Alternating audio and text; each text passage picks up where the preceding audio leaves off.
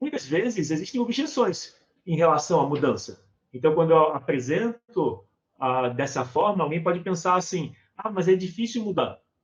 A consequência de pensar que é difícil mudar vai ser. Eu prefiro pensar que mudar é fácil. Não que seja, mas pensar que mudar é fácil torna menos difícil. Experimenta pensar que mudar é fácil. Não quer dizer que você vai mudar instantaneamente, mas o processo fica mais leve. Uma outra objeção que algumas pessoas têm em relação a autoconhecimento, a mudar a relação com as emoções, a ter mais bem-estar, uma outra objeção é: ah, não funciona. Isso aí que as pessoas ficam falando, ou isso que eu estou falando, ah, é bonito de ouvir, faz sentido, mas não muda.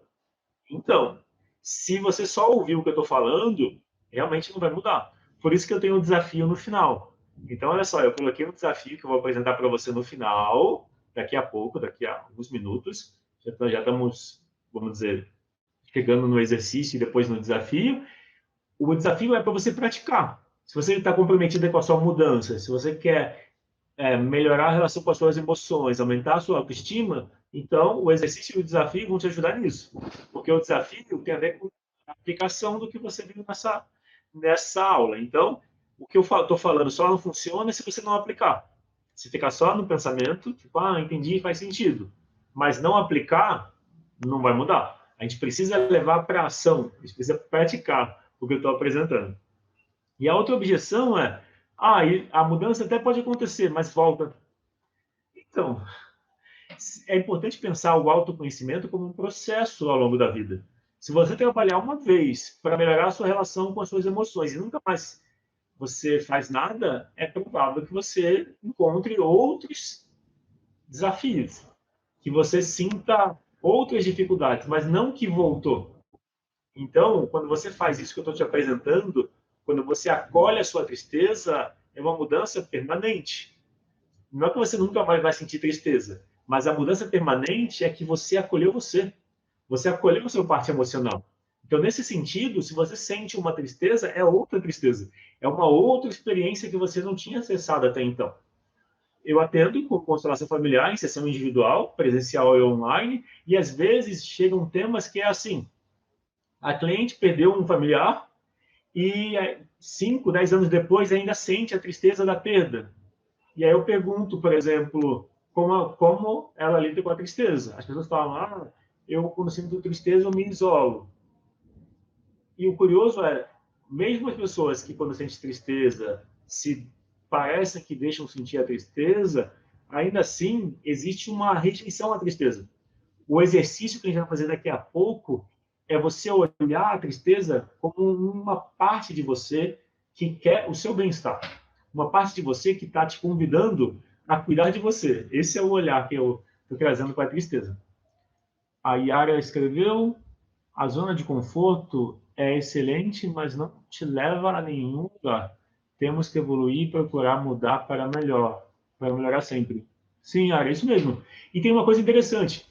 Quando você fala de zona de conforto, parece que fora dela está o desconforto, né? Mas pensa assim, ó, a zona de conforto também é uma zona de estagnação.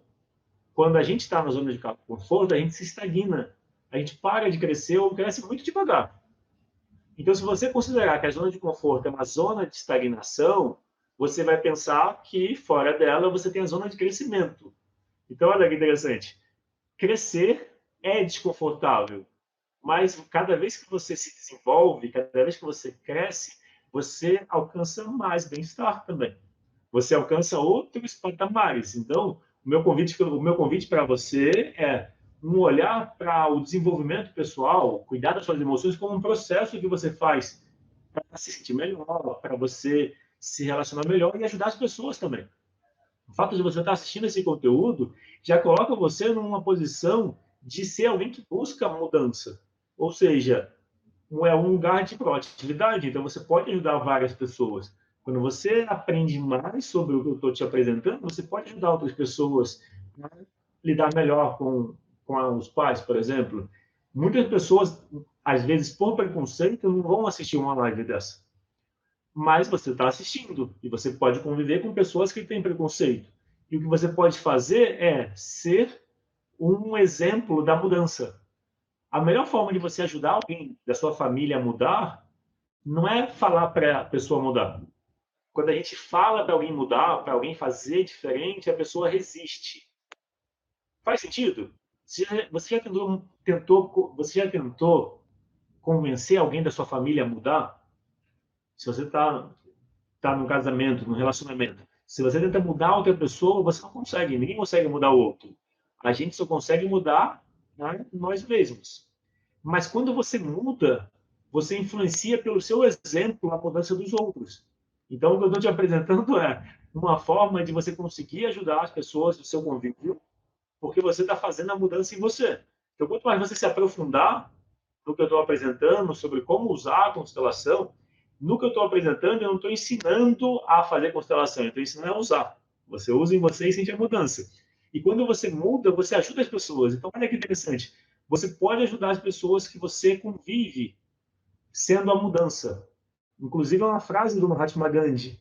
A frase dele é uma frase dele: seja a mudança que você quer ver no mundo. E só assim a gente consegue ver mudança no mundo, quando a gente se trabalha, quando a gente fica melhor. E isso é um processo. A gente precisa fazer isso continuamente.